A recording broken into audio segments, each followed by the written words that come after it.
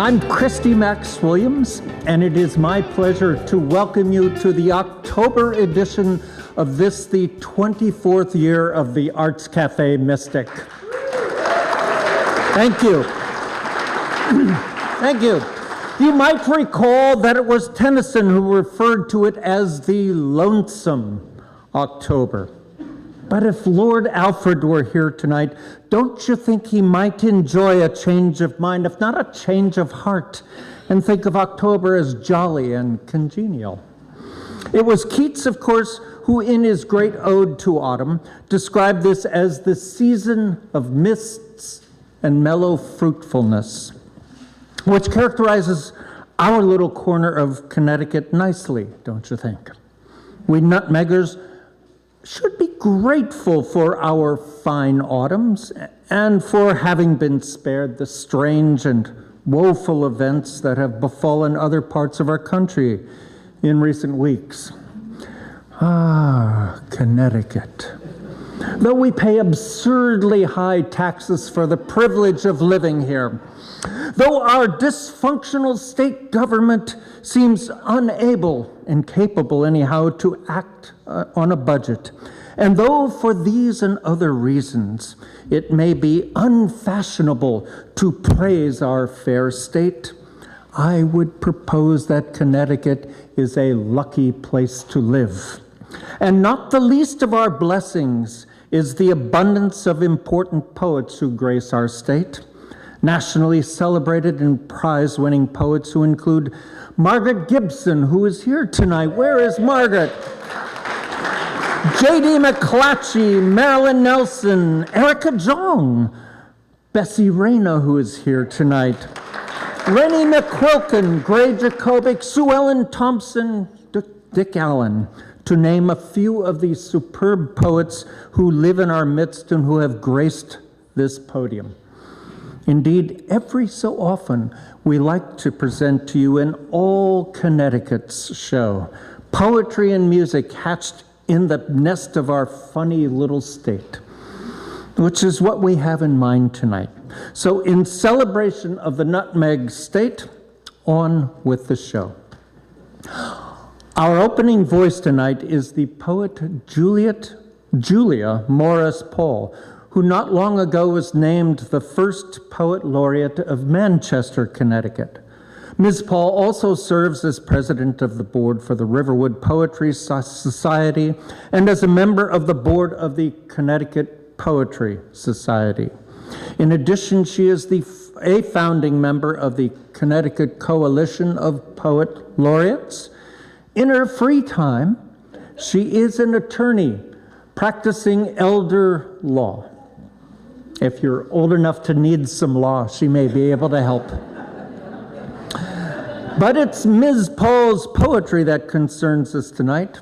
Her poems have been published by many journals and magazines, and this summer her work was featured in the Hartford Courant's CT Poets Corner. I might add a coveted spot in that newspaper. But it was Ms. Paul's exceptional debut book of poems called Shook that attracted the Arts Café. Shook is filled with well-crafted poems whose themes span the central grown-up issues of birth, death, parenting, success, failure, hope, and despair. These are accessible yet sophisticated poems that admirably mix humor and wisdom in ways that make the best of them memorable. But I invite you to see for yourself as you join me in welcoming Julia Morris Paul.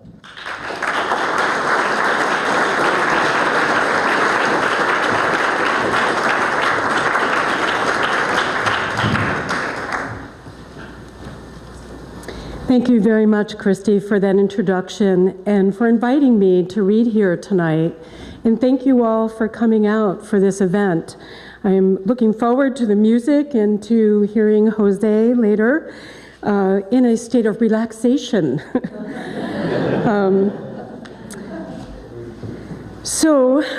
Some years ago, I had the privilege to hear Jose Gonzalez read at Poets Park in Willimantic, and he shared with us a poem about his experience as a Spanish-speaking youth in this country. And that triggered a memory of my own, an experience growing up, going to an all-white Catholic school in an all-white community in New Jersey. So this poem is, I can attribute it to Jose. The poem is called Spanish Lessons.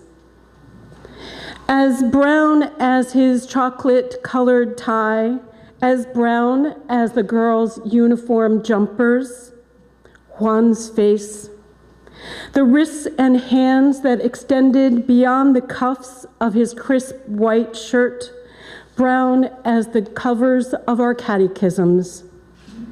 First day of 5th grade, Sister Mary Margaret had us say our names out loud as she went around the classroom where we sat, boys on one side, girls on the other. When it was the new boy's turn, he said, Juan Ricardo Perez. Sister Mary Margaret said, English, speak English. He was the best at baseball, would shout words none of us understood when he was angry. When Sister Mary Margaret reminded him, English, speak English, he wouldn't. Not those words, not the words he taught us at recess. Words that sounded like music. Hijo de perra, mierda, chora, beso mi culo, estúpido. Names we called the nuns behind their backs would have been a sin in English, but the God of our catechism didn't speak the language forbidden in our classroom. One came from Cuba, he told us. More words, he taught us. Batista, Castro, inmigración, echo de menos a mi familia. I miss my family.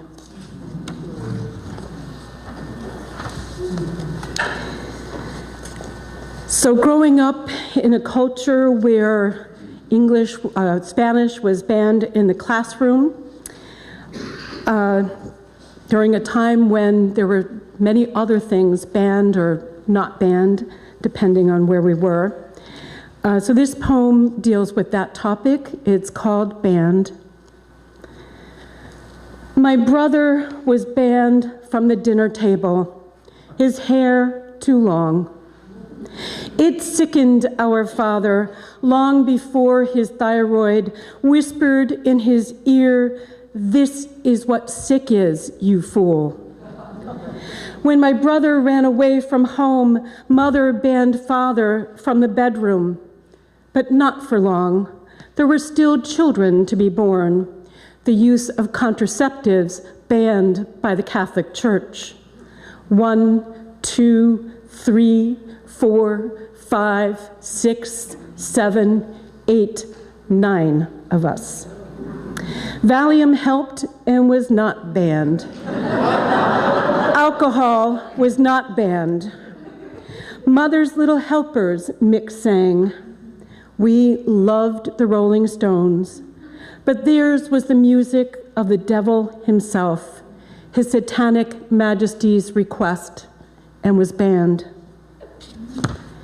As were all James Bond books, the novels Peyton Place and Valley of the Dolls, which circulated among us, dog-eared and underlined. Blue jeans were banned in school. Miniskirts were banned. Gym teachers made us kneel on the floor, sent us home if the skirt didn't touch the ground. Talking back was banned. DDT was not banned, so we danced in clouds sprayed from bug trucks. DDT was not banned. Red dye number 2 was not banned. Atmospheric nuclear bomb testing was not banned. Cuban cigars were banned, although my father always had some to pass among guests after dinner. Smoke-filled rooms did not sicken him. Smoking in restaurants, grocery stores, at the office, not banned. Saying fart, penis, underpants on television, banned. LSD was not banned.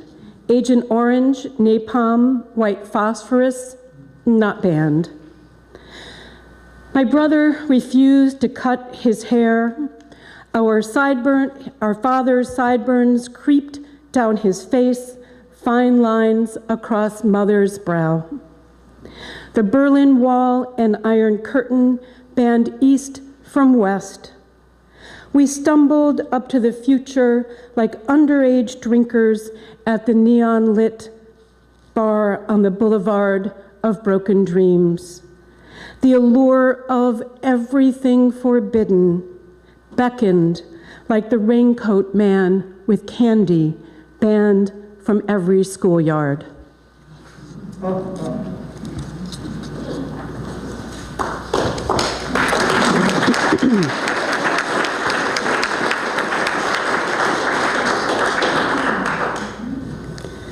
So that brings us to the present, when we are banning people from entering this country depending on their color and their background. So in this poem, I invoke Our Lady of Guadalupe. Some of you may know that she is the brown version of the Virgin Mary. And of course, the Virgin Mary is reputed to have appeared over the centuries to folks around the world. Here she's coming back to present day to maybe lend us a little bit of help. The poem is in her voice. It's called Our Lady of Guadalupe Chats at Target. To be honest, I never know where I'm going to land up when I appear on earth, nor in what embodiment. When I show myself, I usually scare the bejesus out of who's ever around. That poor girl at Lourdes, those children at Fatima. Funny, it's always the humble, the poor, who believe when I say I am the Virgin Mary, Mother of Christ. It's the haughty folks, bishops, mayors, the powers that be, who need the miracle before they're convinced. I had to laugh when the Bishop of Mexico City wet his drawers, when Juan Diego opened his ragged cloak and my image was imprinted there in blazing color. That was a good one. The bishop couldn't build my shrine fast enough. Those were the days when parlor trick miracles was all it took to heal hearts and change a nation. Now here I am, the brown version of the Virgin, shopping for a coffee maker at Target, trying to blend in. Before I make myself known, I have to scope things out, you see. The world has gotten so complicated. I hadn't planned to return so soon, but I heard the prayers about a wall along the border. My brown earth children are scared. You wouldn't believe all the candles lit, novenas said, please for me to intercede. So here I am in aisle 9, Target, USA. Hear me. The Rio Grande rages in the blood of the Virgin of Guadalupe. I stand with the faithful whose petitions I've heard. I'm working on a miracle. For now, I must stay undercover. I have no ID. I'm brown. I've crossed the border.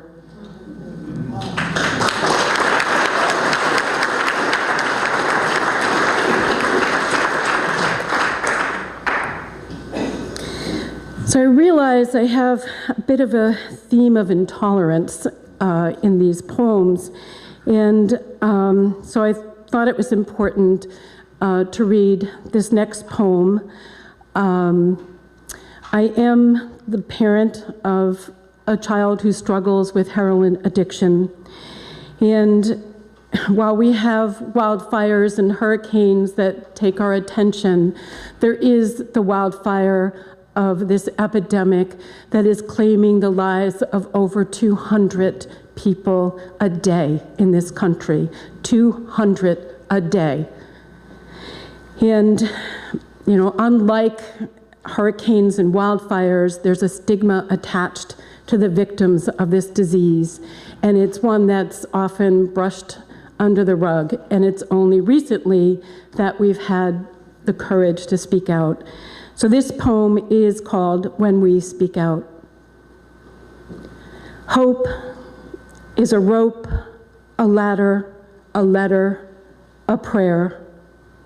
The match that lights the votive in the cathedral. The flame that unfurls itself from the waxen wick. Anything that lifts our sight. Too long we've hung our heads clutching worry beads at night. Too long the lonely vigil at the window, cell phone on the nightstand, the pillow sodden with sorrow. And the hole in the bucket, everything we've poured into it, for the fire, for the house burning down, for our child in the window, for the flame and blame and shame. Too long we've hung our heads to avoid neighbors' fingers pointed at our smoking doors, to not hear what they're thinking, what they say, what they think we don't hear them say, what we try not to think or say ourselves.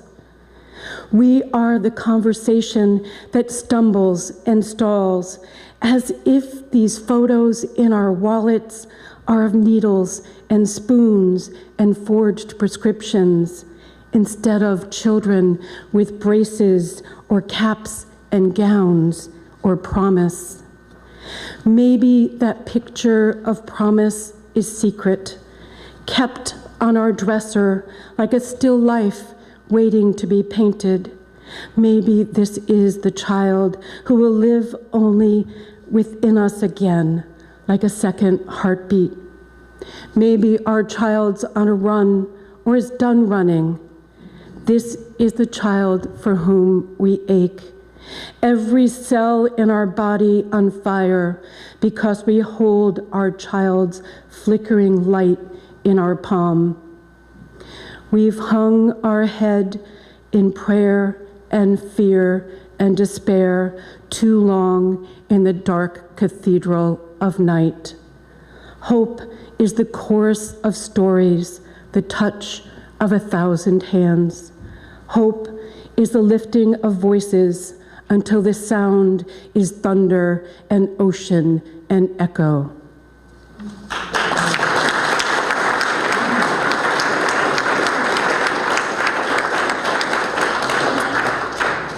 So I think I'll leave you with something a little lighter. It takes a lot to solve the problems of the world, and we have plenty of them these days. So I know of only one person who has that capacity, me. So this poem is called My Brain. If you need answers, come to Mama. I know everything. I've so much crammed into my head, it flows out like ocean when I lay down. When I sit too long, I must hang my head. Its weight so great. You may think I'm another loser who falls asleep in church, but I'm listening. I hear it all, store it all. So when you have a question, the answer's there. Unlike Zoltar, the grim-faced carnival wizard, feed me your nickels and I'll tell you what you need to know. And I know what that is. even if you don't, because I'm that smart. I'm smarter than Marilyn Vos-Savant, although we've agreed for her sake to keep that secret. She has me on speed dial. I check her answers before they're published in Parade. Readers' questions on algebraization, cosmic inflation, or the Ricci flow, she turns straight over to me. By the time I'm done with my morning shower, I've solved more problems than there are tiles in my bathroom. The ordinary brain would explode if it held what's in mine. My gray matter glows in the dark with my brilliance. My neurons fire so rapidly, you think I'm a Quentin Tarantino movie. I don't like to brag, but God himself consults with me on matters of the soul. Not that he always listens, mind you. If he did, and yes, he's a he, isn't it obvious?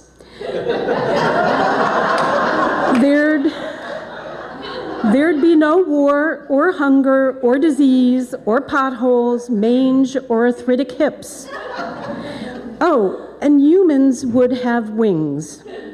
Why waste such a fantastic anatomical feature on angels, I asked. But God, being God, fell back on the old, "you must have faith in me" line. I transgress, but only because I'm so smart. My mind is like a racehorse that wins every race. It circles like a NASCAR driver. My brain's so hot, my hats catch fire.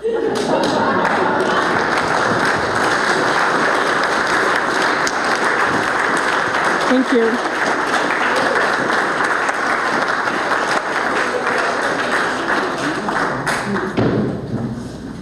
Julia Morris Child, Paul rather,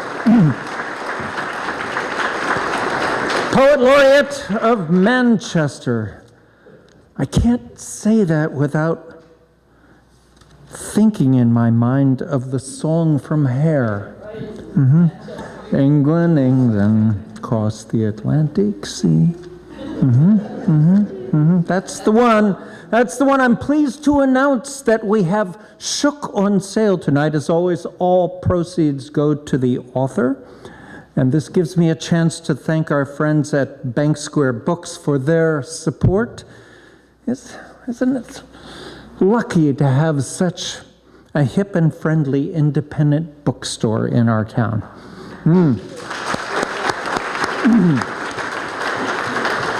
I also want to thank the Mystic Arts Center. Actually, I should be thanking the Mystic Museum of Art now for welcoming the Arts Café. Again, our community is grateful and fortunate to have such a resource, and we are happy to be at home here.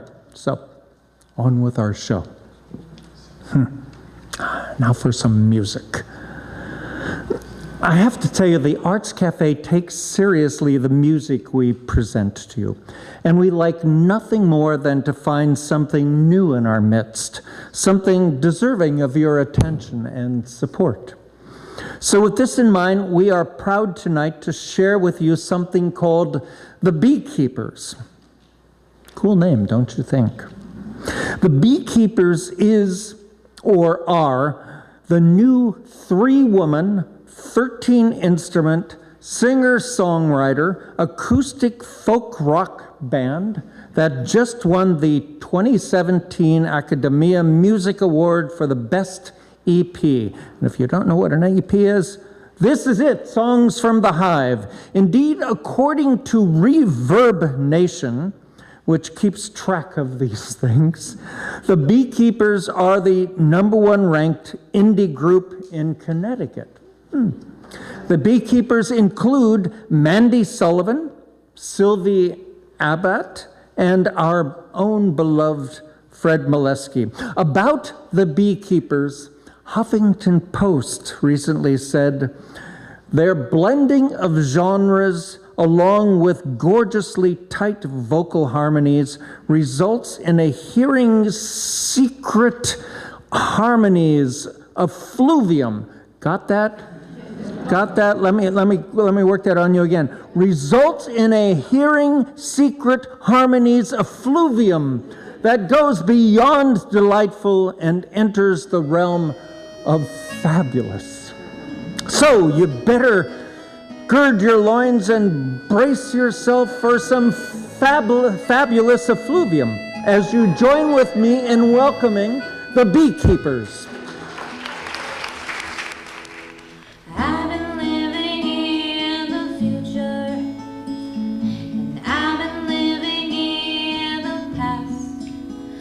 Not sure what I've lost, and I'm not sure what will last. I'm thinking about a new direction. I'm thinking that it's time to leave. I'm not sure what to lose, and I'm not sure what this indecision. I'm lost in miscommunication. I think you're everything that I can live with or without. I packed my suitcase yesterday. I wasn't sure if I should stop.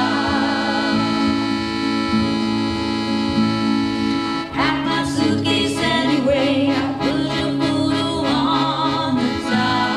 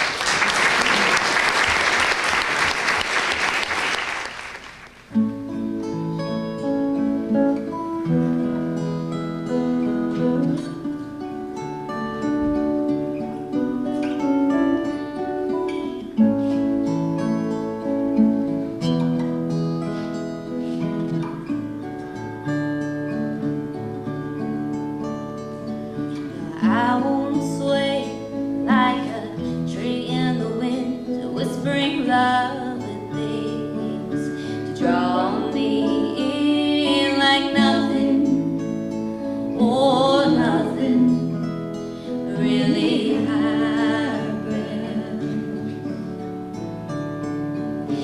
I won't feel the way that I did. I won't welcome you back. Inside my heart was broken, oh broken, broken in half. When I think about all the years we shared, all the signs they were hiding behind their disguises, little white lies, butterflies rising. It don't surprise me that the first morning was happening. You warned me, but I didn't listen. You said there'd be days you treat me this way, days when the good parts go missing. Should I stay if the sky gets rough? 'Cause I'm looking up, but holding on to this love, this love, our love, oh, this love. Yellow flashing lights inside me, thunder crashing all around me.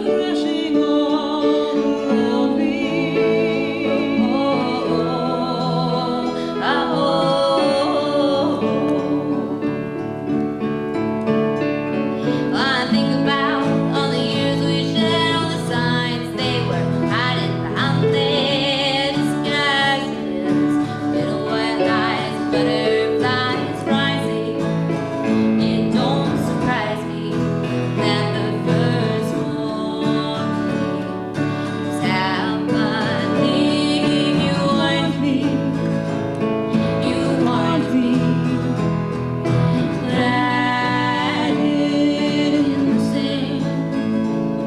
You said there'd be days you treat me this way, days when the good parts go missing. Now should I wait like the morning sun, waiting for love to grow, to rain? It comes the rain, oh the rain, it will come. Yellow flashing lights inside me, thunder crashing all around me. You warned me, but I didn't listen. You warned me, but I didn't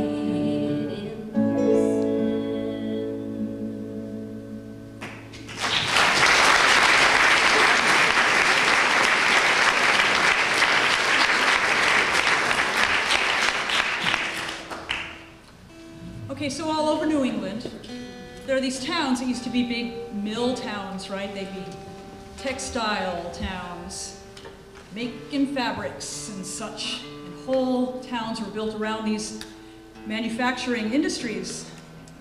Here's a song about the grass being greener on the other side and then discovering that it's not, as you jump from one textile town to another.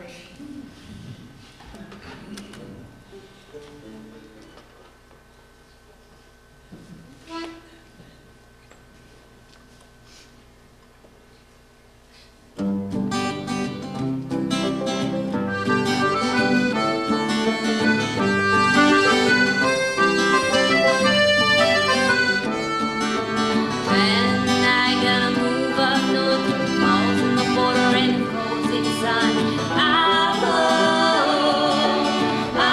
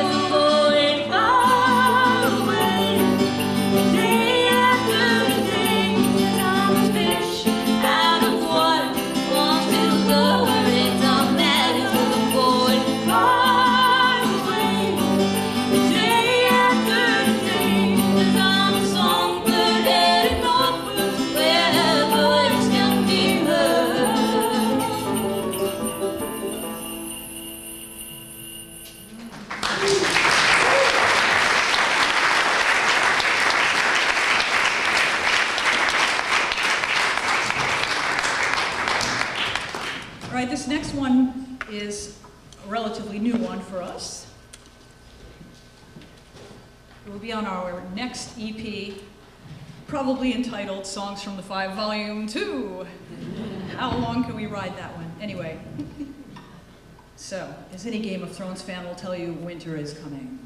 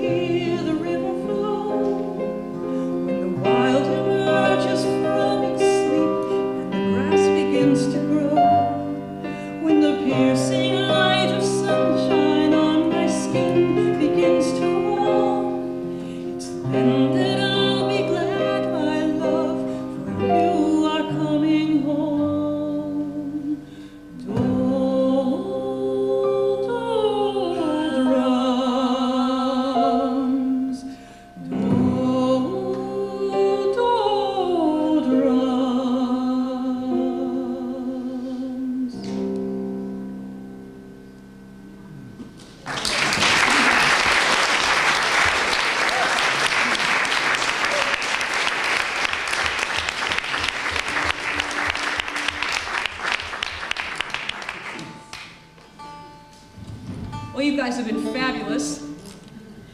And here's a pop quiz. Does anybody know what that thing is that she's brought out to play for this last tune of ours? Anybody know what a dulcimer is? Appalachian folk instrument? This is a dulcimer guitar hybrid. So usually you play it on your lap, right? And you're strumming. Fred calls it, what's it, dulcimer on a stick? Dulcimer on a stick! That's what she likes to call it. All right, you ready, ladies? And this is called We Both Know.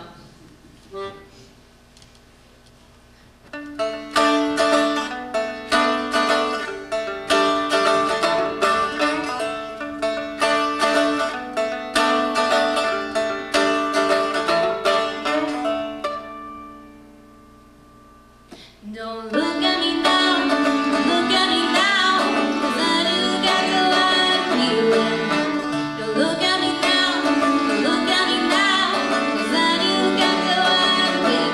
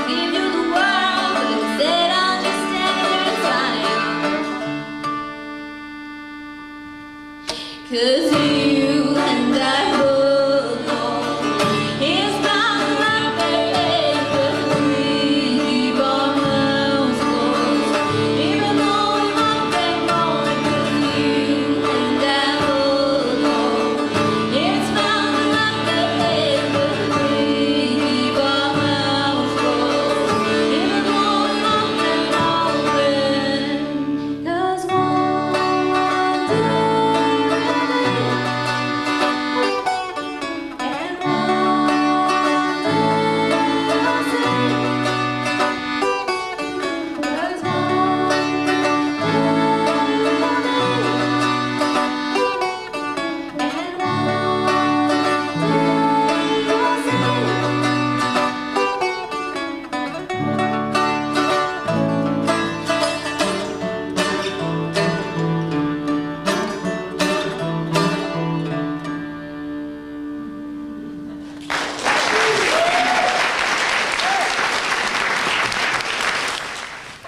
I've looked forward to this. Our featured poet tonight is Jose B. Gonzalez. I'd like to tell you a little bit about this poet because his story is both distinctly American and uniquely local boy makes good. If in these bitterly contentious times we still believe in such a thing as the American dream, Mr. Gonzalez could be its poster boy. In 1967, Mr. Gonzalez was born in San Salvador, capital of El Salvador. It was a time in which that country's politics were descending into civil strife, which would lead to a military coup and a long, bloody civil war, which you may remember the U.S. intervened in. His family's poverty prevented the boy from going to school. Having no toys, this is a true story, he learned to juggle rocks. For sport, with friends, he chased and boarded freight trains. At night, he heard gunshots in the capital. When he was 6 years old, first his father, then his mother emigrated to the U.S. Mr. Gonzalez and his little sister were left in the care of aunts and uncles, with promises that they would soon join their parents stateside. At 8, he and his sister boarded a plane for the first time and left their homeland of verdant mountains and coffee plantations to reunite with their family in what would be their new home, New London. Mr. Gonzalez arrived with no English, and for a time he struggled miserably in school, enduring racist taunts from his classmates and the slights of teachers. His father was the school janitor. His mother worked for the minimum wage in a textile factory. But young Jose persevered and diligently learned this new language. He went to college, majoring in English, where he endured insults from professors who refused to believe that a brown boy and native Spanish speaker could ever master the language. He was offered a job in a private school, but was counseled by the headmaster to teach Spanish, not English. Instead, he earned a PhD and became a professor of English at the U.S. Coast Guard Academy. Add in a Fulbright fellowship for good measure. No wonder he's near regular on NPR. No wonder he runs around the country, indeed the world, as a speaker in demand. The story of struggle and triumph forms the outline of Mr. Gonzalez's wonderful book of poems, Toys Made of Rocks, which was a finalist for the International Poetry Prize. Here are poems of witness, leavened by humor and tenderness. Struggle and perseverance form the deep chords in the lyrical music of these poems. There are fine metaphorical flourishes here, some interesting experimental touches in form and language too, and a strong command of narrative. But what makes these poems matter is the story they tell, which I'm so eager for you to hear. So won't you please join me in welcoming Jose B. Gonzalez.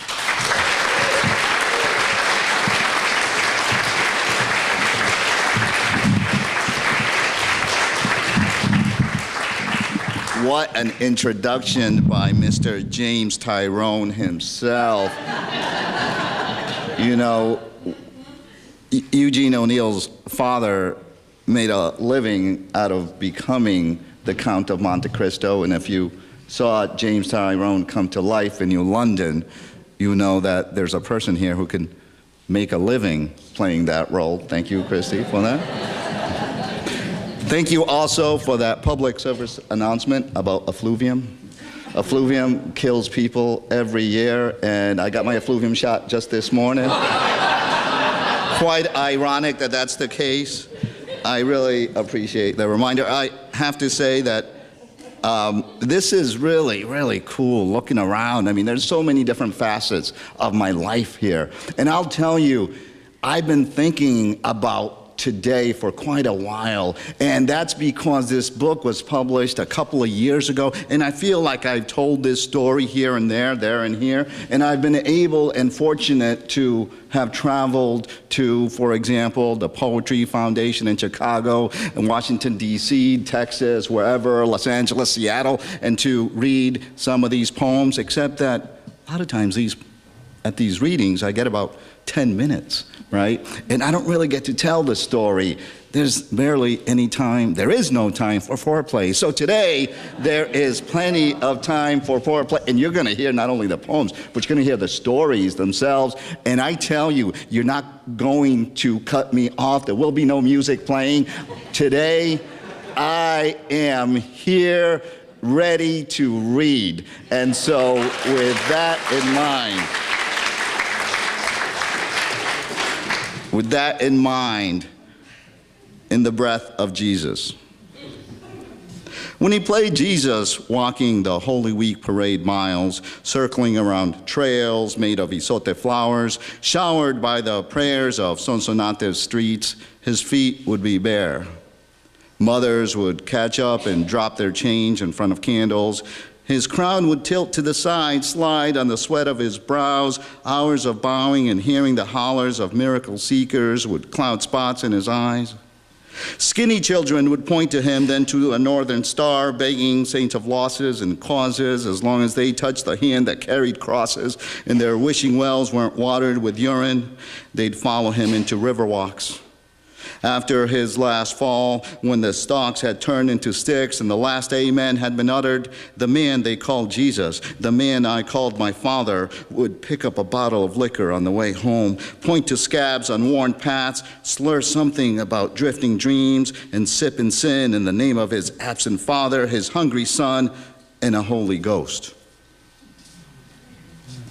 So yeah, I'm so glad you mentioned my mom and my dad. I'm so glad, because in part it is my story, but it's not really my story. I mean, it's mostly the story about my mother and my father. My mother and my father, who in the 1930s would eventually experience earthquakes, dictatorships, earthquakes that left 40,000 homeless at one point, and that, sure enough, they were courageous enough, brave enough at one point to say, you know what, let's go somewhere else.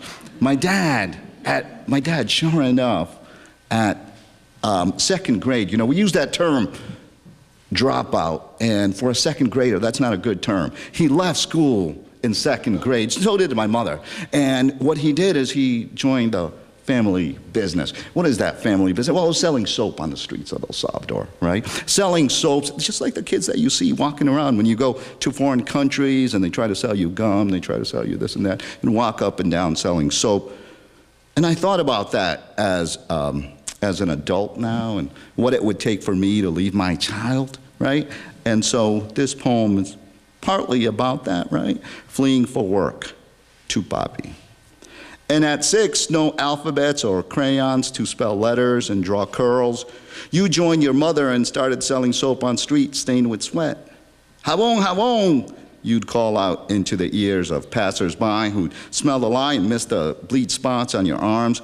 And while your friends' fingers made marbles click and clack, you would use yours to count pesos and give change back. And now that I am 6, the son that you own, and you have left to the USA alone, I wait for a guava tree to drop a letter saying you have enough dollars for Mommy, Yanni, and me to join you.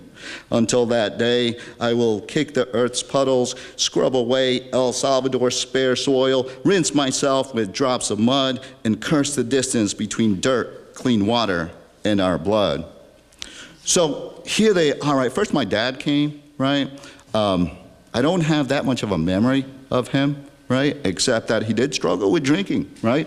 And we hear that story, right, about bad hombres as if like that's all there is. And the fact is that he was imperfect, right? That myth of perfection doesn't exist. And so he would struggle from time to time, but always a hardworking and absolutely great father, right? So first my father comes, then my mother joins him, and the day that she leaves, she actually hadn't told me, you know, Latinos are kind of like that. We don't tell, like, even as an adult. My father, one day, he said to me, "We're going to go visit your aunt." I go, "My aunt? What are you talking about?" And he says, yeah, she lives in Niantic. I go, "What?" He says, "Yeah, she's lived there for 10 years. I go, "Really?" So they had a fight and never shared that. So anyway, so here I am as a child, right, around 6 years of age, and my mother says, "Mijo, I'm leaving to go see your father." And I'm thinking, okay, you're going for like a day or two. And I tell you, that story, I could not tell it for years because it just, you know, I was a mama's boy, right? And so, you know, when my mom said, "All right, I don't know how long it will be," I thought, oh my goodness, how is that possible? And sure enough, right after they left, there was this hurricane that came along. It's interesting how hurricanes have become politicized, right? There's certain things that you would think would never be politicized, but they have been. And so this poem is called Letter About Hurricane F, okay? Dear, the winds that sucked in walls and blew Manito's house against stones pushed the La Prensa camera through our front door and snapped this shot. White flowers stand on top of a crucifix and black petals float around the room as if the hurricane still breathes. But the winds can't leave yet. Tia Lydia needs them to push her legs forward so she can walk again. And I need them to carry this newspaper photograph to you. As you hold it, you'll see what I mean when I say I've grown so much since you left, my head so close to reaching the top of the casket. Right. So here they are in the USA, away, and I'm living with my grandmother at the time. I actually lived with two grandmothers. The first grandmother one day said, "All right, you're misbehaving too much," and I did. I misbehaved all the time. And if you could believe that, I know that some of you know me well would never believe that. And she actually kicked us out. She kicked us out of her house in the middle of the night and said, "That's enough." My uncle walked by and said, "What are you all doing in the streets?" My sister and I. And then he took us to then my other grandmother's house. And then it was there when one day I'm playing around and everyone says, come in. And Hurricane Fifi was actually one of the most deadliest hurricanes to hit Central America. And it wasn't the winds, it was that it caused all kinds of mudslides. And so what happened is these mudslides collapsed on my cousin's house, killed two cousins, and left my aunt with a permanent disability, as well as another cousin. And I think about that, right? I wrote them a letter because what happened is the national newspaper came and took a photograph of me. Ironically, I had red spots on my forehead too, just like, I'm just kidding, I don't know. I don't know if you saw that, but anyway, I love the day, but anyway, so you know, and I'm in front of this casket, this white casket, tiny casket, and not really processing that. But I'm thinking, wow, can you imagine being a parent and hearing about these hurricanes and being away and not knowing how your children are doing and then getting something like that? my mother, right, so she worked in Niantic, Hermitage. Some of you might remember Hermitage, right down the street from Niantic Theater, right? This is why I love, this reading to you, because you're like, yeah, I know that place. And so when she worked there, she would save some gauzes, though, right? This one's called dirtied gauzes. She brings home boxes of medical gauzes that serve as napkins, so we use them for wiping ketchup from the sides of our lips, soak them in soap and scrub the sink. Our friends who are used to cockroaches crawling on lemonade glasses and climbing to the tops of popsicle sticks don't think twice about seeing the gauzes at our table. Night after night, the gauzes are lined up at Mommy's factory, marked irregular, sentenced to a fire. But she saves them and stacks them like wood into her car so we can scour the floor stains. The evening that little brother is born, she's putting herself to sleep with dulce de leche when she feels her water break into our kitchen floor.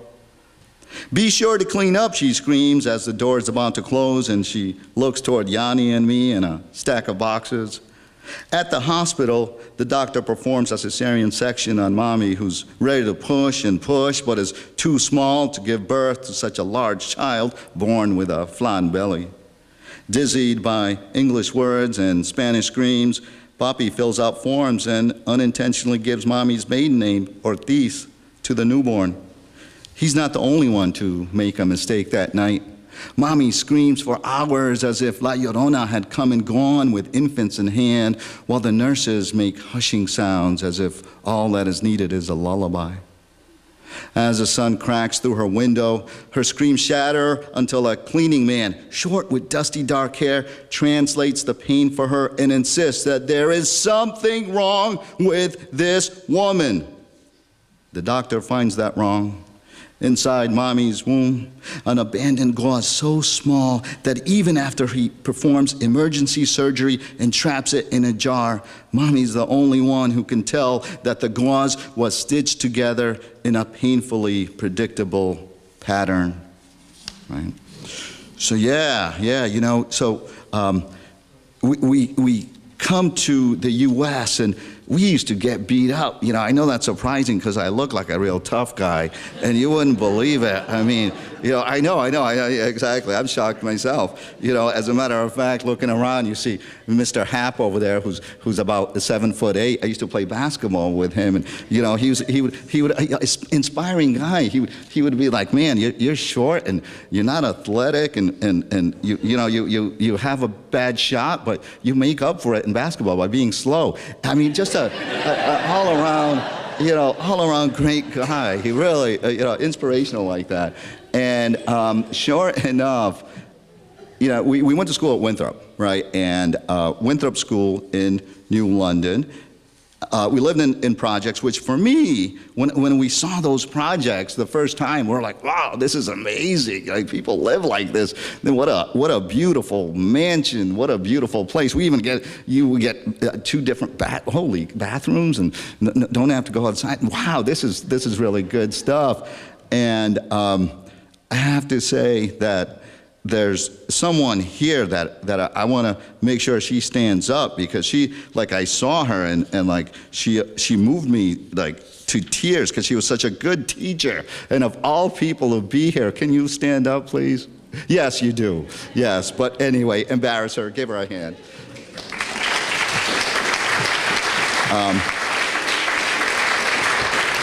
Yeah. We called her Miss Chumpitasi back then. She's now Mrs. Foy, married to someone else who's also inspirational, Mr. Foy, who wound up being my teacher. Talk about a small world. Some of you say, man, New London, people know everybody when you know what, and it's true. And I have to say to you that one of the reasons why I got teary-eyed when I just saw you is because back in March, I was keynoting at an ESL conference, and telling the story about how I came here, didn't know English, and how I had some inspirational people. So I don't know if your ears were ringing that day, but let me tell you, you are an amazing person. So as we're going to Winthrop School, right back then, New London had this policy that if you lived within a mile, then you walked. Otherwise, you take the bus. And so sure enough, we had to walk. And so from, not the high-rise projects, but the ones on the other side of that bridge there, Huntington Federal Street is where we were. So as we're walking, there were these kids who would like start ganging up on us. They would make fun of our, the way we spoke. They would, and my sister, she was a year older. This was 3rd and 4th grade, and boy, she was tough, So there were times when we'd come back home, and or we wouldn't make it. We wouldn't make it to school. We'd just come back home, and we were all bruised. Mom would come home after work and say, so. How was school today, mijo? Like, well, we didn't go. We couldn't go today because we got beat up, and this was a constant thing along the way. I wish I could tell you the names of all the people who beat me up, but there's, I would, but the girl's name especially escapes me. I forgot her name, but anyway, she was tough. She was, but. Football for the first time. Chipping ice out of a soccer ball, I snap bones with every goal, kick and make whole, melt snowmen goalies who are scorched by every torch that skims their carrot-shaped noses. Sammy T, my neighbor, only one in my class who shares jelly beans at snack time, comes to me with pig skin in his gloved hands, cuts in front of a corner kick, so quick to ask me to quit, cracks his knuckles and says, "Why don't you play football?"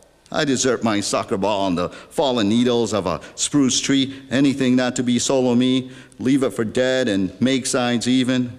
Mostly I block and move aside, except for when Jimmy Fro from Crystal Avenue fumbles the ball and picks it up, and I pick it up and run toward the end zone. It's a victory for me as I look around for someone to high five. But out of the corner of my eye, I see Sammy T, forearm up, aiming for my head. I have no time to step aside, and before I can ask why, my lip bursts and reddens like the color of my favorite jelly beans, the kind that feel so soft on my lips on days that I don't exist, the kind that may harden in the harsh northern cold, but still are nothing compared to the machetes that slice into campesinos' skulls.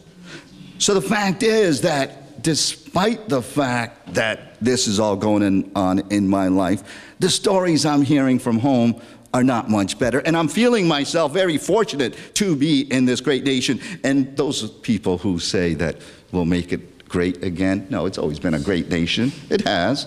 And it gave me quite the opportunity, and it gave my family quite the opportunity. And, little by little, all these friends, they died along the way. And I was on my way to New York, reading at Bryant Park just about a month and a half ago. And one of the cousins I used to play with, who lived across the way, I got a text that he had been killed. He was pretty much the last surviving cousin, right?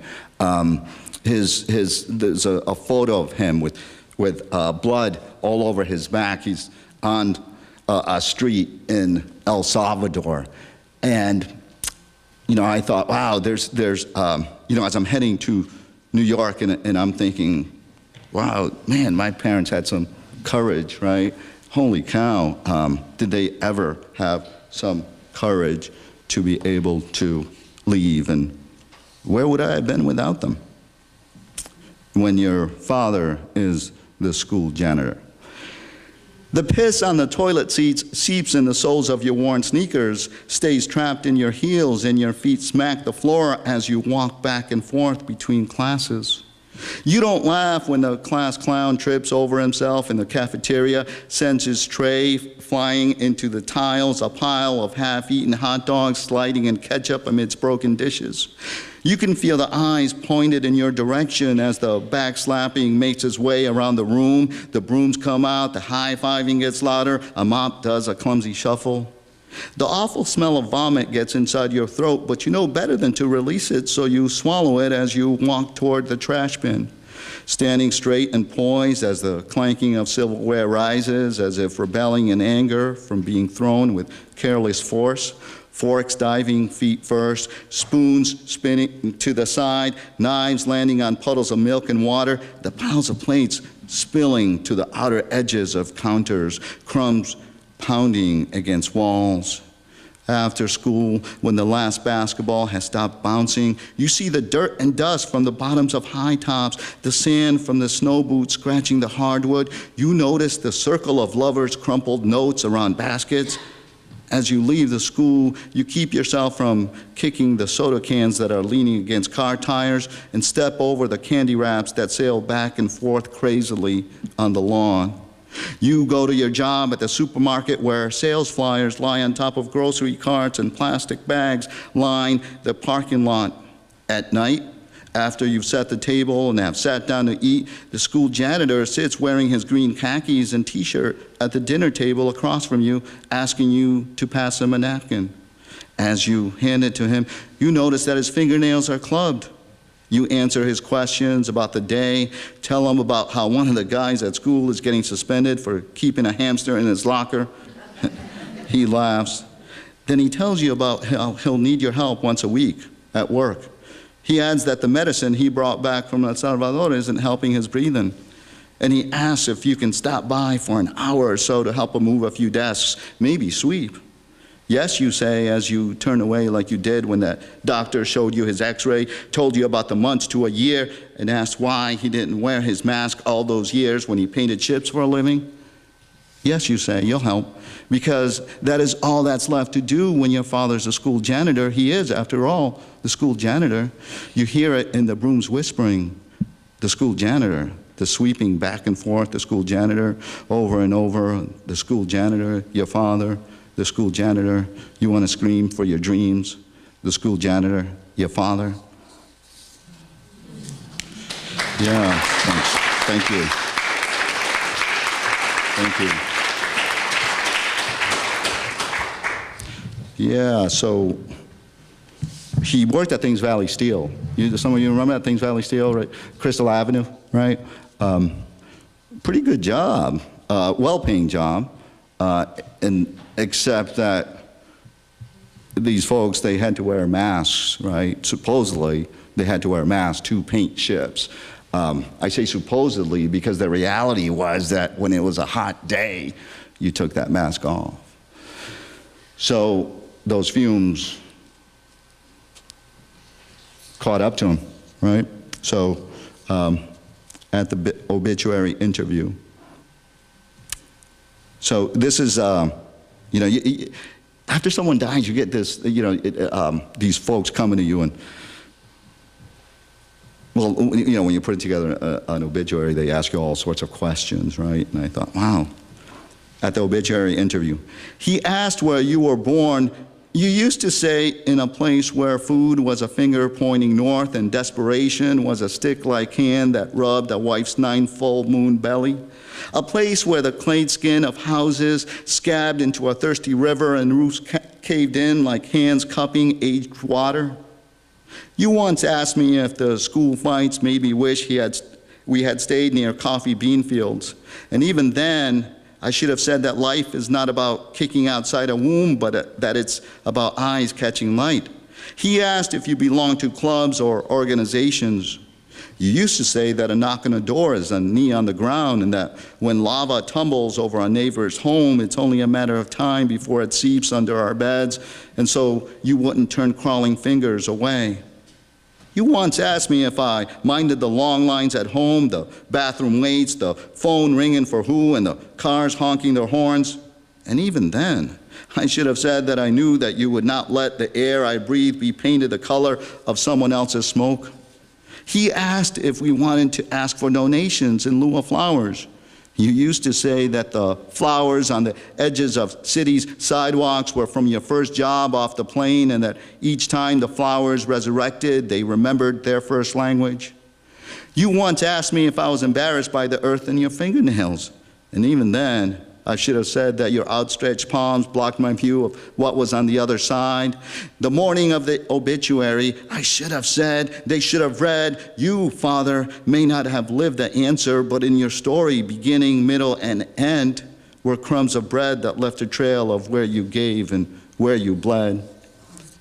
And we actually, at one point, I stopped counting. I mean, we had people in and out because, you know, you had so many immigrants from El Salvador coming in and trying to make a better living that honestly, I mean, to this day, I see people who come up to me and they're like, oh, are you, Marina's son? Are you Jose's son? And I say, yeah. And oh, yeah, well, they gave me a place to stay, you know, boy, quite the people.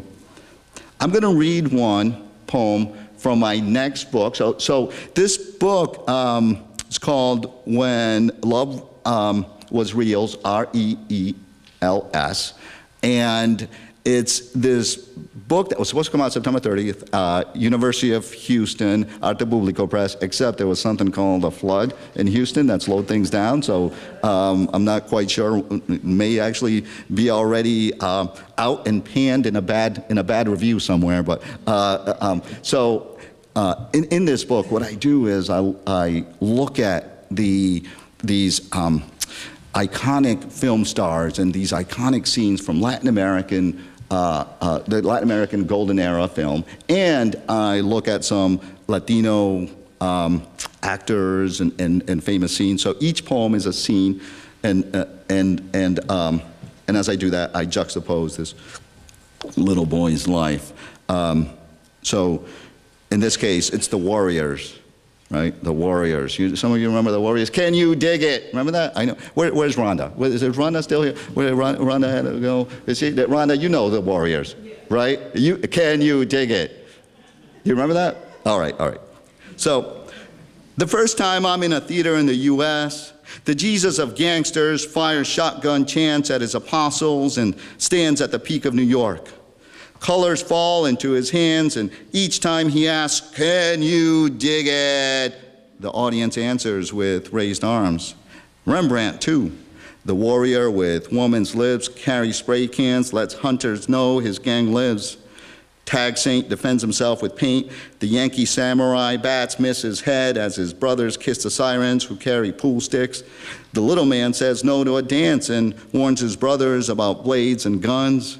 He makes it to the clanks of Coney Island long enough for bottles to start rattling just before coming out and play. The first time I used spray paint, I'm with Jimmy Henderson and Rolando Rodriguez. The store clerk senses that our fingers are ready to pull a trigger and picks out the colors. We carry our ammunition in our backpacks. Jimmy wants the first hit to be for revenge, the corner market that fired his brother for not showing up to work 6 times. Rolando wants us to mark spots where the girls will see them. We settle on a wall near the school, the side of a building that sells midnight fires. Rolando is the only one who has pulled a trigger on a can before, so he starts us with the basics. Twist the cap and line up the cannon, shake the can over and over, make sure the can is vertical, and run like heck if you hear any sirens or any screams. The wall is filled with a history of sunflower love that has been erased and repainted as park benches. That night, we spray over our endless mistakes and corrections. Cars turn into buses, clouds into oceans, mountains into skyscrapers, our full moon into a half sun.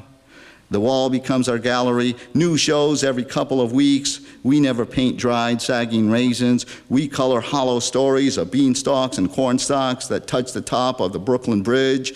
Cannons in our hands, we kneel as we spray to our God and exhale the dreams that movies paint up and down alleys, on the sides of crumbling walls, on dead-end streets that lead us toward mirages of what can be. Essay 101, Sociology 101, essay on illegal immigration, right? My words corralled inside the margins of a paper that described illegal immigration. Each sentence tried to follow assignment guidelines. Research, the professor had said, is to come from published scholars, experts who had studied the impact of illegal immigration on this nation. They had uncles named Sam. Well, I had one named Eduardo. Crossed borders, but had never conducted studies.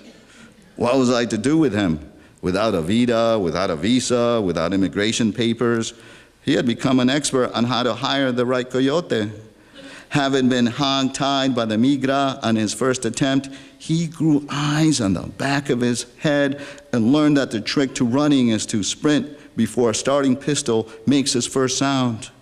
He hurtled over the U.S.-Mexico border on his second try and kept his feet going until he could no longer hear a coyote's howl or an immigration officer's growl.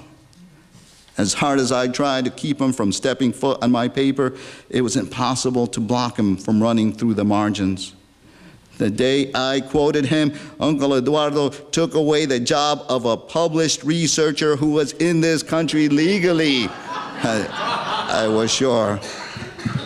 As he described the 3-week trek from a bus station in El Salvador, crossing the heart of rattling deserts to the mouth of Connecticut, my notes could not catch up with his words. He shifted through memories as if he was afraid of someone snatching them from him.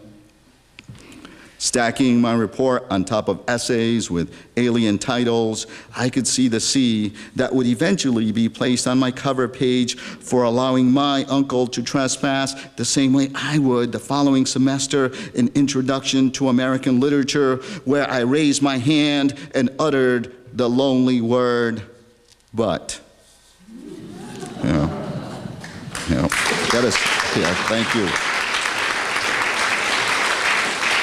Yeah, I got a low grade for that. Yeah, I was doing well in that class, but so much for that. I read that poem one time, and this woman in the Q&A, she said, "So you mean to tell us that you actually know an illegal alien?"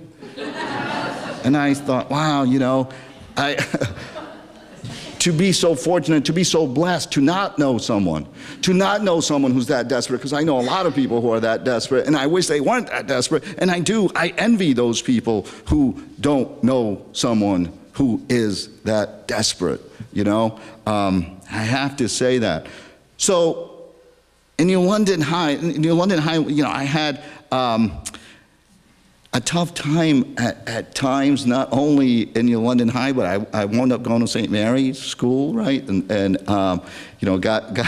had this nun who at one point said, "One more, Jose, one more, and you're out of here. You're gonna get." I got suspended one time, and back then the punishment was worse than you could imagine. I had to come in on a Saturday and cut out Campbell soup labels for about 4 hours. And you know what those labels are for? Like, you save like 800 and you get like 3 number 2 pencils or something like that, right?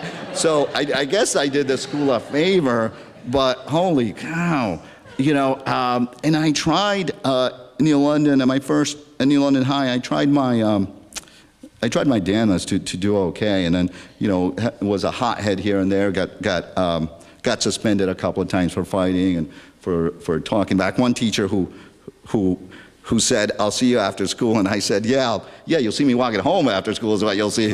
And then that didn't end so well.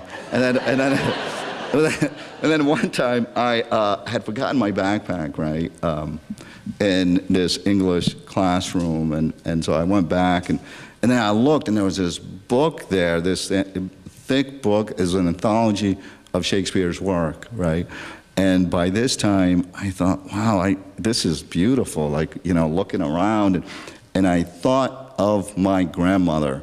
My grandmother, when I was left in El Salvador, when I was, one time, my sister and I, here we are, we're like 5 years old, and a toy salesman comes knocking and selling yo-yos, and we pocketed the yo-yos. It was the most stupid thing, what an easy crime to solve, who else is there? And so, my grandmother afterwards, short woman, but tough as nails, and she, I'll never forget, she paid him and said, and of course, I'm so bright, I'm going, yeah, she actually paid for them, yeah. And then she closed the door, and then she turned on the oven, and then she took our hands, and then she moved us forward and forward, and that's why I'm missing. I'm just kidding. No, and then came forward, and then she said, "You will never steal again." You understand what I'm saying? You will never. And I was horrified. I would never.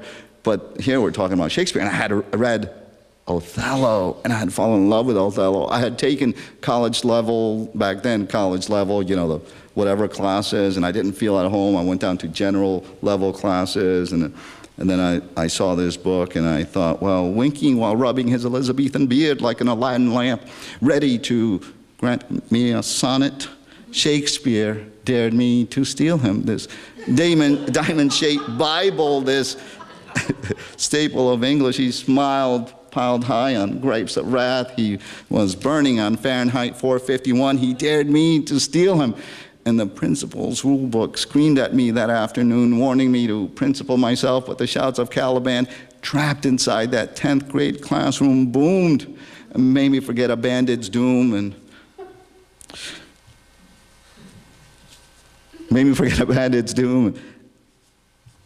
16, the only student whose notebook spoke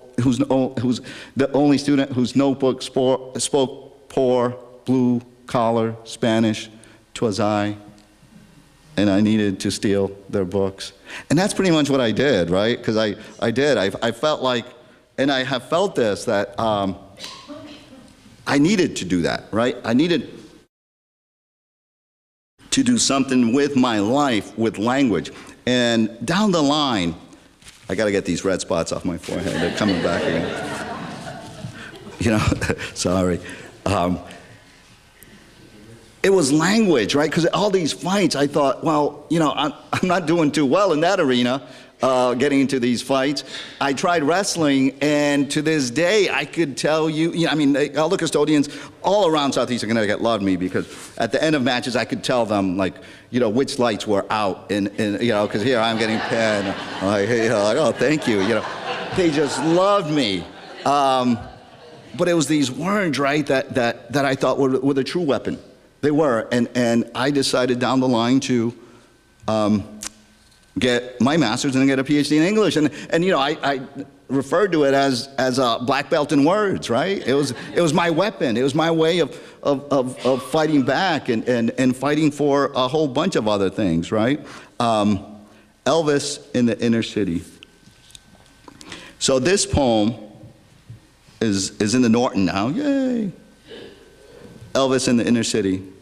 I was Elvis in the 70s, not swinging hips, not wearing suede shoes, but just the same in canvas Chuck Taylors with my own svelte moves, spinning rap, scratching vinyl to the tunes of Curtis Blow, the Sugar Hill Gang, Grandmaster Flash, and the hip-hop of the hibbity-hip-hip of other rappers, making rap mine, rhyming to the boogie, to the boom of the beat, beat, beat. Mom and Dad's charros, same as Lawrence Welk instrumentals, were stuff of old country boleros, but I had my rap bebop and I'd rap, rap, rap. The other side of the city, like the flip side of a one-hit wonder, bobbed heads to Van Morrison, Jim Morrison, and Van Halen. But I couldn't break a pop to lyrics that weren't about me. Inner city, inequality, in the record store how I be. Boom boxes, size of refrigerators, walked up and down projects, giving concerts for free. And rap was made for me. Until I, a lone white square on a checkerboard, reciting amidst blacks of the block, froze, could not get my lips to vibrate, sync the refrain of the word. I, rockless, rapless, without a side A nor a side B, stuttered, strutted, struggled to find someone who would rhyme with me. Yeah, harsh word, man, harsh word. The art of flipping. Again, I think you'll recognize a little bit of the names here. I'm 15 and flipping nickels from one hand to the other. It's like that when friends jump out of their desks and belly flop into the shallow ends of empty pools. Antonio sat in the back row, caught selling pot in the corner near Tilly Street, right before a book report was due.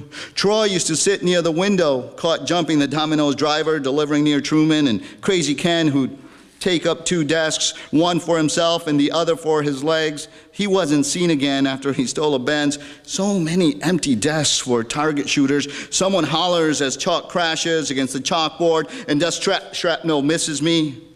My legs can't stay locked.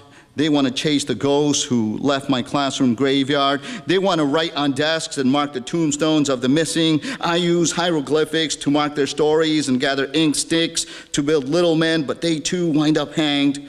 All it takes is one missing letter and the sticks are damned. I shuffle my feet back and forth as if I'm kicking the water that is being drained, but my body just floats. There's no tide or wave to wash me ashore. But as I look toward the board, I see Mr. DePeter's chalked hand. He's holding a creased book by someone named Henry David Thoreau.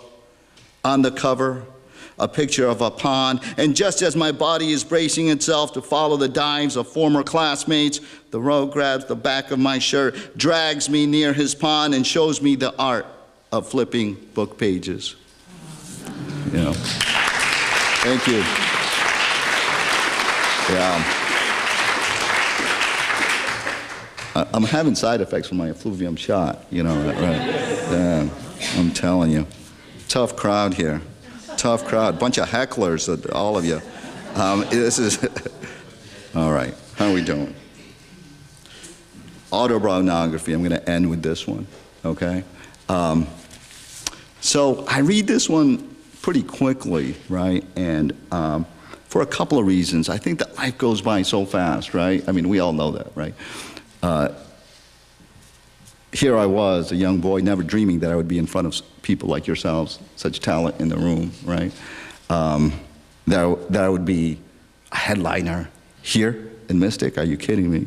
I turned 50 a couple of weeks ago, and you know, my birthday, as it turns out, way back when you mentioned my father, and one of the reasons why I wanted to read poems about my father is because I made this foolish mistake when he died. You know, the arrogance of youth had not given way to the wisdom of gray hair or no hair, take your pick.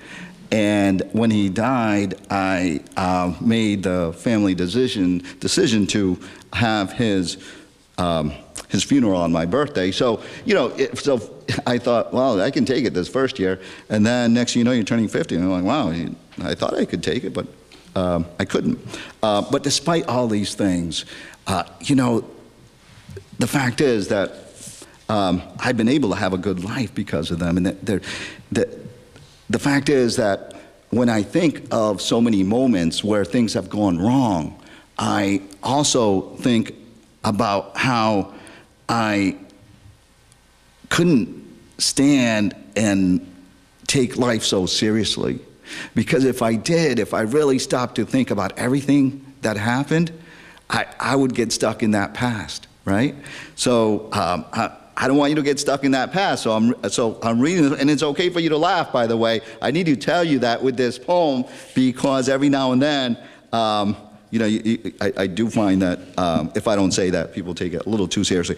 Autobiography of a New England Latino. In 1967, San Salvador, El Salvador fathered my brown, and so I was born in the capital that salutes the Pacific, the mother of so many brown rivers, lakes, ponds that held hands with volcanic rocks that tumbled brown, burned the soil brown, and browned the country in civil brown turmoil. In the 1970s, when my family left to New England, where factories, my mother's sewing machine and my father's spray paint machine were brown, and I first attended John Winthrop Elementary School, a school full of browns, a separate but equal type of brown that was not El Salvador brown, but a desperate to move out of the projects brown. And so my parents poured their wages into tuition for a private middle school classroom where I was the only brown, and I was taught to make my language a less subtle brown, so that by the time I attended New London High School, which had shades of Puerto Rican brown and tints of Latin American brown, I had shed so much brown that I was accused of not being enough brown, but I figured I knew the roots of my brown and felt comfortable enough with my brown, even if I was losing some of my Spanish brown. And I continued to lose it too, not because I wanted to, but because most of the brown Brown at the college I attended was Republican Brown, which spoke a different dialect of Brown. And by the end of my 4 years, my Spanish Brown had faded so much that I became an anglicized Spanish Brown, and I was awarded the College's Excellence in English Award, which I was pretty sure had never been given to a graduating Brown. And when they said this year's recipient is Jose Gonzalez Brown, I could have sworn I saw hundreds of people scrape their ears in an attempt to fix whatever was making them hear Brown. And after graduating, I figured I'd get a job teaching English, even if I was Brown. But at an interview for an English teaching position at a small boarding school, and the headmaster told me that if I was serious about getting a job, I'd teach Spanish Brown because there's such a shortage of Spanish Browns, to which I said, "Thank you, headmaster, but I just assume not teach Spanish Brown." And when his eyes said, "Thank you, Mr. Brown, but unless you're willing to teach Spanish Brown, I won't have a job for you, Mr. Brown," I changed my mind, and I did what I had to, even if my first language was no longer Spanish Brown. And I taught there until one brown day in the middle of the school year. I just had to ask him, "I know you hired me for something else, but someday can I teach English here even if I am Brown?" And his office door replied with, "If you didn't want to teach Spanish Brown, maybe you shouldn't have been Brown," which told me it was time for me to leave that master and get my master's. And I decided to attend what else? I tell you, you know, I tell you, you did not have enough to drink tonight, I tell you. All right. Brown University, which was Ivy League Brown, and you want to talk about a different shade of brown? That was like a culture shock Brown. "Mommy, help me, this is a bad novella, I've never seen this before," kind of Brown. And there were so many educated liberal Browns, I thought that there had been some kind of going out of business clearance sale on diplomas for Browns. Not that the majority was Brown, but I just wasn't too used to associating the college experience with Browns, and even a little bit of Brown was enough to make me think that colleges were turning somewhat Brown. And while at Brown, a student taught at Providence's Hope High School, which had many Browns, so I wanted very badly for my students to recognize my Brown and say, if he's at Brown and he's Brown, there's hope for us young Browns. But they just thought I was Brown University Brown, not inner city Brown, and students couldn't see themselves in my Brown, and so unaccustomed were they to seeing any shade of brown in front of their class that they thought it was impossible that I could be raised Brown. But I didn't let that get me too much down, and when I graduated from Brown, I became a Brown, a Brown squared, a Brown times Brown, which for some people, teachers even, only meant that I was Ivy Brown because I am Brown, which made me want to point to Brown graduates who were Brown because their parents or grandparents were Brown, making them legacy Browns, Browns cubed. And I continued my schooling at the University of Rhode Island and worked toward my PhD because of, not in spite of being Brown, and I studied literature that was Brown because growing up, I had been assigned stories like Young Goodman Brown, but I had never been assigned a book by a Brown author, which never made sense to me because I just knew that in all the years that Browns had been in the U.S., even in the part that was Brown before the U.S. became the U.S., Browns had to have something to say, even if it wasn't about being Brown. And while I worked on my Brown dissertation, I taught English at Three Rivers Community College, which had quite a few Browns, so many of whom juggled coursework with family and jobs and being Brown that it was tough for them to one day say, "I have a college degree even though I'm Brown," which made me appreciate being educated and being Brown, and I became ABD, a Brown doctor, and probably became URI's first English PhD Brown, which isn't that big a deal because in higher education, if you're Brown, you can lay claim to being the first this and that as a Brown. And that's why when I tell people that I'm a professor of English, every once in a while someone says something like, "Dr. Brown, you must teach a different type of English that has to have some kind of Brown. Maybe you teach second language Brown English or remedial Brown English or developmental English for the Brown, because after all, you're Brown." But it matters none to me, master on my own Brown destiny, because even on the coldest, snowiest day in Connecticut, even when it seems I've been Brown beaten, I can still feel the power of my own Brown. Brown like a Brown who beat the Board of Ed, Brown like a Brown trunk of a Brown tree that's been whacked and whacked and whacked and whacked and whacked until it's become nothing but a strong Brown wooden frame that holds a Brown diploma high up in the air, telling the world, I'm educated and I'm Brown.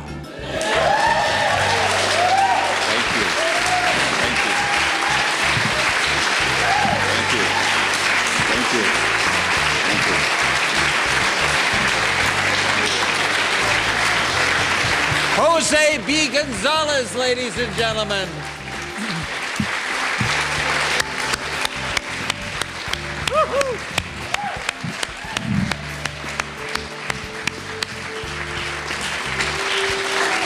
Thank you, Jose. Thanks also to the beekeepers and to Julia Morris Paul. Oh, for those of you who would like to take Jose B. Gonzalez home with you, let me recommend instead you take his book, Toys Made of Rocks. Simply a wonderful and deep book of poems. I encourage you to buy it. As always, our final thanks are to you, our audience. The Arts Cafe is a tribute to you.